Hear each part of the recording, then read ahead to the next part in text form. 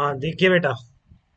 तो हम यहाँ पर एक प्रॉब्लम ले रहे हैं उस तरह वाली कि जब आपका कंटेनर एक्सलरेटेड हो तो आपका सराउंडिंग फ्लूइड उस पर कितना फोर्स लगाएगा। इस तरह की थ्योरी अभी हमने पढ़ी है लास्ट लेक्चर्स में। तो यहाँ पर एक ब्लॉक है जो स्ट्रिंग से अटैच्ड है। डेंसिटी ऑफ लिक्विड रो है, sorry density of liquid small D दे रखी है आपको। Density of liquid small D कर दी है। और जो ये सॉलिड है, जो स्ट्रिंग से अटैच्ड है सॉलिड ब्लॉक, इसकी आपको डेंसिटी आपको रो दे रखी है। ठीक है, लिखा हुआ है body having volume we and density rho.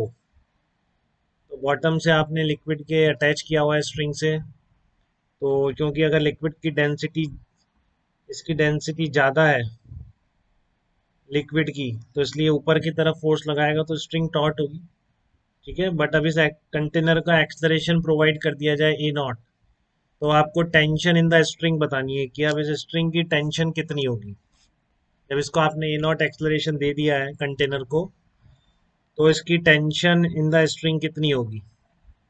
हम वही करेंगे, एफबीटी ड्रॉ करेंगे, ऐसे निकालेंगे टेंशन को। अब कंटेनर के रिस्पेक्ट में क्या है बेटा, ये रेस्ट पर है, बट कंटेनर हमारा क्या हो गया, नॉन इनर्शियल फ्रेम हो गया।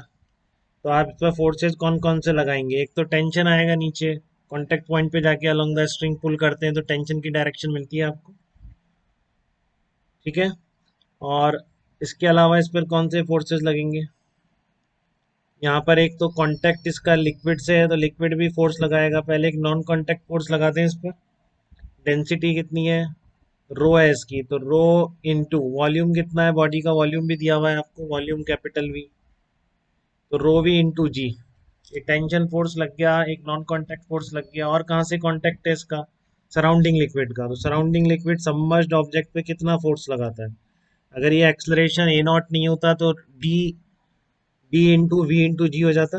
बट आपको पता है कि अब इसके सुडो फोर्स नीचे की तरफ आ रहा है, तो जो आप ऊपर चारों तरफ के लिक्विड का फोर्स लगाते हैं वो कितना होगा, density of liquid total volume.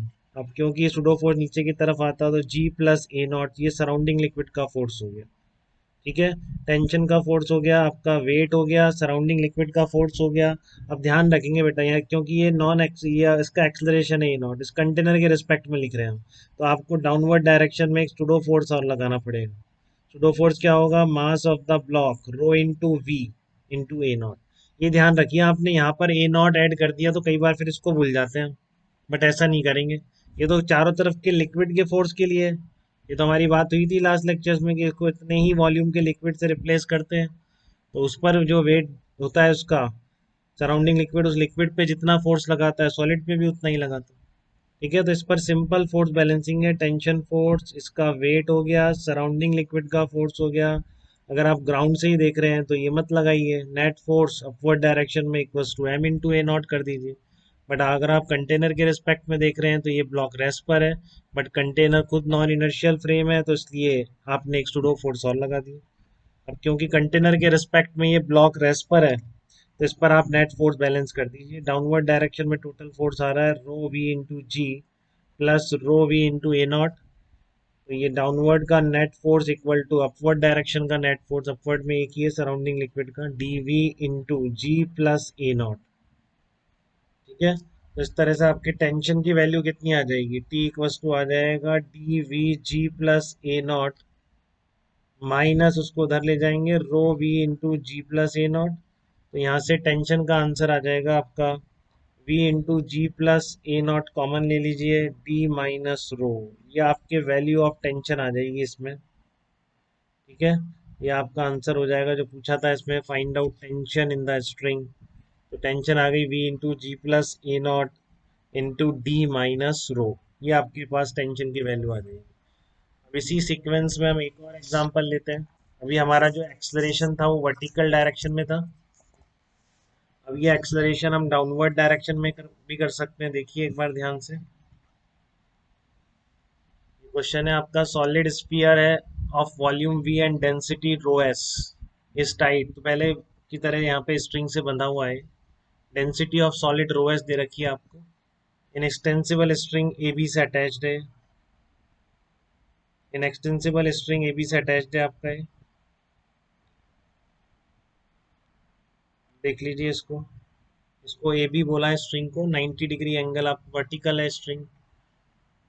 तो container is filled with a liquid of density rho L, तो इसके यहाँ पे लिख देते हैं अपन, इसकी डेंसिटी रो एस दे रखी है, कंटेनर की रो एल है जो लिक्विड की। तो इसलिए अभी भी स्ट्रिंग टॉट होगी है क्योंकि अपवर्ड डायरेक्शन में होगा है। अब क्या करा है आपने, now container is given horizontal acceleration A not.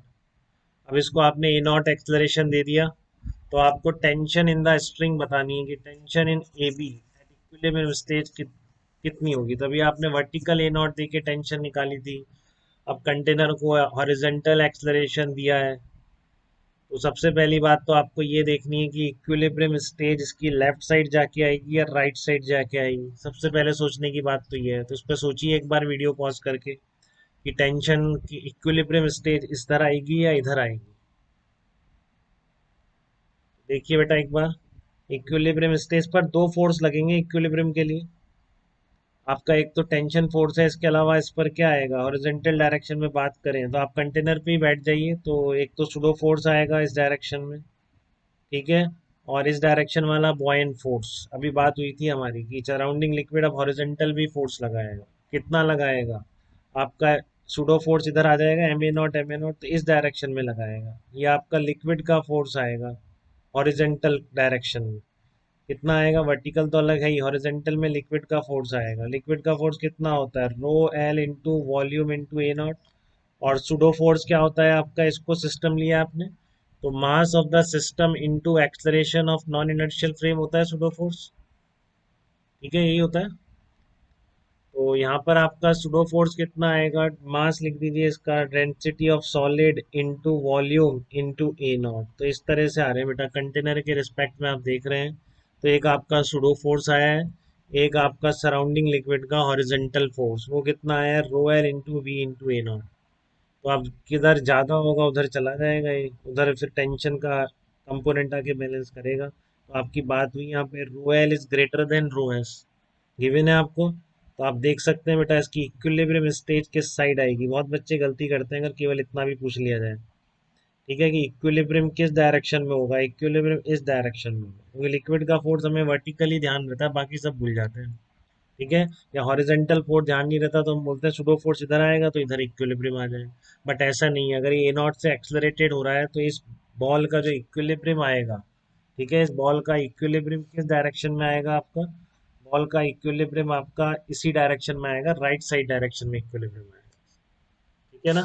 Clear है आपको ये चीज बेटा एकदम। तो यहाँ पर मान लेते हैं वर्टिकल से कितना एंगल बना रहा है, थीटा एंगल पर इक्विलिब्रियम आ रहा है। तो आपको टेंशन निकालनी है इक्विलिब्रियम पे, तो आप सिंपल फोर्स बैलेंसिंग करेंगे, हॉरिजॉन्टल फोर्स लगा दीजिए, क्लियर है ही आपको, इस डायरेक्शन में लग रहा है rho L into V into A naught, इस डायरेक्शन में लग रहा है pseudo force rho S into V A naught. Surrounding liquid का अपवर्ड फोर्स कितना आएगा, क्योंकि अपवर्ड डायरेक्शन में कोई एक्सलरेशन नहीं है, तो वही आ जाएगा जो आप सबको याद होता है, rho L into V into G. अगर ऊपर भी कंपोनेंट होता तो उसके अकॉर्डिंग ये जी चेंज हो जाता, ठीक है। तो इस तरह से, और यहाँ पर एक कांटेक्ट टेंशन फोर्स, तो सराउंडिंग लिक्विड का कांटेक्ट फोर्स आ गए, दोनों डायरेक्शन में आ गए इसमें, क्योंकि हॉरिजेंटली भी कंटेनर अब एक्सलरेटेड था, और एक टेंशन फोर्स आ गया। और आप क्योंकि कंटेनर के रिस्पेक्ट में देखना चाह रहे हैं, क्योंकि इक्विलिब्रियम पे कंटेनर के रिस्पेक्ट में, तो देखना आसान रहेगा, बस क्या करना पड़ेगा, एक सुडो फोर्स अप्लाई करना पड़ेगा, ठीक है। तो अब यहाँ पर आप फोर्स बैलेंस कर दीजिए, ये एंगल आपने वर्टिकल से थीटा माना है,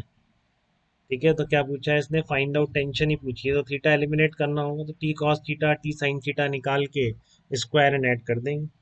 देखिए आप, वर्टिकल डायरेक्शन में बैलेंसिंग कर रहा हूँ, तो क्या क्या आएगा, टी कॉस थीटा प्लस नीचे की तरफ एम जी भी लग रहा है, T cos theta plus M G, ये डाउनवर्ड डायरेक्शन में आ गया, T cos theta plus M G equals to rho L into V into G हो गया, rho L into V into G. M G की जगह क्या लिख सकते हैं, rho S into V into G लिख सकते हैं, इसका वेट, यहाँ पे वेट भी लगा देता हूँ, ये आपका है रो एस इंटू वी इंटू जी। तो रो एस इंटू वी इंटू जी, दो फोर्स सराउंडिंग लिक्विड के, और एक आपका सुडो फोर्स, एक इसने बॉल का वेट, ये सारे फोर्सेज हैं इसमें। तो वर्टिकल डायरेक्शन में फोर्स बैलेंसिंग कर रहा हूँ, तो T cos theta plus rho S into V into G equals to rho L into V into G आ गया। तो यहाँ से टी कॉस थीटा लिख दीजिए, आपका टी कॉस थीटा कितना आ गया है, rho L V T cos theta आ गया rho L into V into G. Cos theta आ गया rho L into V into G minus rho S V into G. एक तो पहली इक्वेशन आ गई टी कॉस थीटा। ठीक है, अब आप टी साइन थीटा की भी निकाल लीजिए। टी साइन थीटा इस डायरेक्शन में बैलेंस करने से आ जाएगा T sine theta equals to rho L into V into A naught minus rho S V into A naught. ये आपकी इक्वेशन नंबर 2 आ गई। T cos theta T sine theta पता है आपको बिल्कुल फोर्स बैलेंसिंग से। ठीक है, तो आप क्या करेंगे, इनको स्क्वायर एंड ऐड कर देंगे तो आपके पास टेंशन की वैल्यू आ जाएगी rho L minus rho S V under root A square plus G square. तो इतनी टेंशन की वैल्यू आएगी इसमें, rho L minus rho S V under root A square plus G square. ये आपका आंसर हो जाएगा टेंशन का इसमें। तो ध्यान रखिए बेटा, इस पे कैसे कैसे फोर्सेस लगे, एक वेट लगा है, एक टेंशन लगी है, लिक्विड के दो कंपोनेंट आएंगे क्योंकि कंटेनर आपका हॉरिजेंटली भी एक्सलरेटेड था, ये आ गया एक तो, और एक आपका ये आ गया लिक्विड का फोर्स, और क्योंकि आप कंटेनर के रिस्पेक्ट में लिख रहे हैं तो एक सुडो फोर्स और लिखा है। तो सिंपली इनकी फोर्स बैलेंसिंग करने से आपका ये टेंशन फोर्स निकल के आ गया। ठीक है, इसमें कोई दिक्कत तो आप बताइए।